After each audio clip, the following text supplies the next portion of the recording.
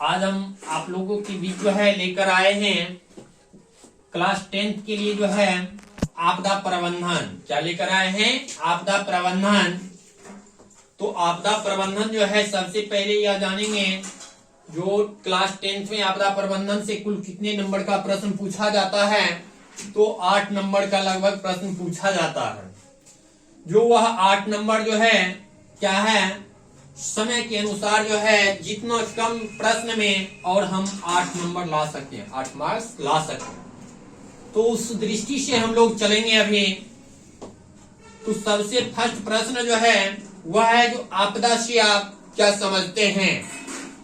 तो प्रकृति में घटित होने वाले वैसी प्राकृतिक या मानव निर्मित घटनाएं जिनके घटित होने के फलस्वरूप अधिक संख्या में मानव जीव जंतु की मृत्यु एवं प्राकृतिक संसाधनों का नुकसान हो, उसे हम क्या कहेंगे? आपदा कहेंगे। उसे क्या कहेंगे? आपदा कहेंगे।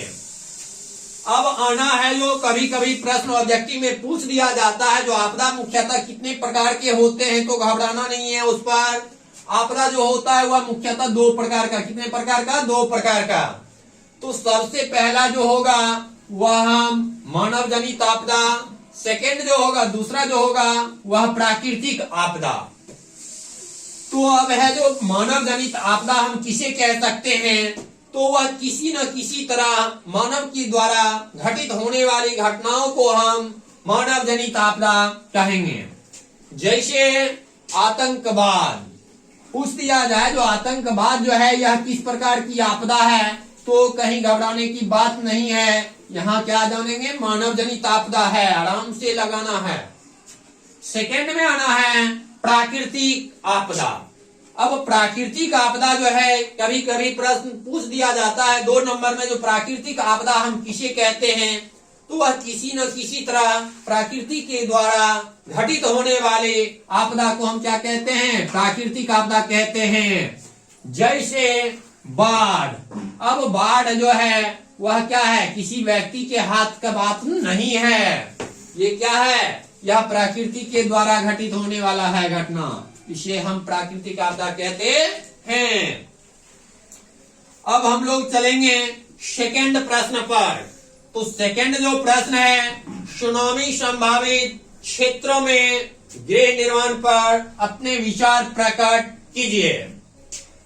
तो सुनामी को न तो रोका जा सकता है, अब बताया जा रहा है जो सुनामी को क्या है, रोक पाना संभव किसी व्यक्ति के वश की बात नहीं है, और न ही इसके प्रभाव से बचा जा सकता है, लेकिन इसके प्रभाव को कम किया जा सकता है। अब है जो रोक नहीं सकते हैं सुनामी को, लेकिन क्या है, सुनामी को जो है हम उसे क्या कर सकते हैं, उसके प्रभाव को जो है हम मुख्य रूप से कम कर सकते हैं।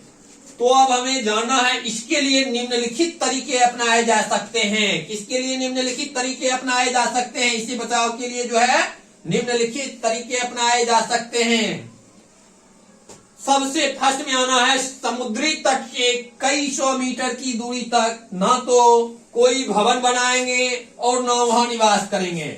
अब जहां समुद्री तट है, समुद्री तट के आसपास जो है किसी तरह का हम कोई भवन न बनाएंगे और न हम वहां निवास करेंगे, न वहां हम रहेंगे। सेकंड जो है, मकानों को अधिक से अधिक ऊंचाई पर बनाने का प्रयास करेंगे। अब वहां से कुछ दूर हटकर उसके बाद बनाना है, और बनाने के बाद जो है बनाने समय यह ध्यान देना है वह जगह का जो ऊंचाई होना चाहिए वह जितना ज्यादा से ज्यादा, जितना अधिक से अधिक हो। तीसरा जो है वह है सुनामी रोधी। मकान बनाने के लिए किसी इंजीनियर की सहायता लें। तो यह जो है जिस समय हम मकान बनाएंगे सुनामी रोधी, उसके लिए क्या है, कोई वैसा इंजीनियर है, उस इंजीनियर का हम क्या करेंगे, हेल्प लेंगे, उसका हम सहायता लेंगे। ठीक, तो अगले वीडियो में हम नेक्स्ट मिलते हैं।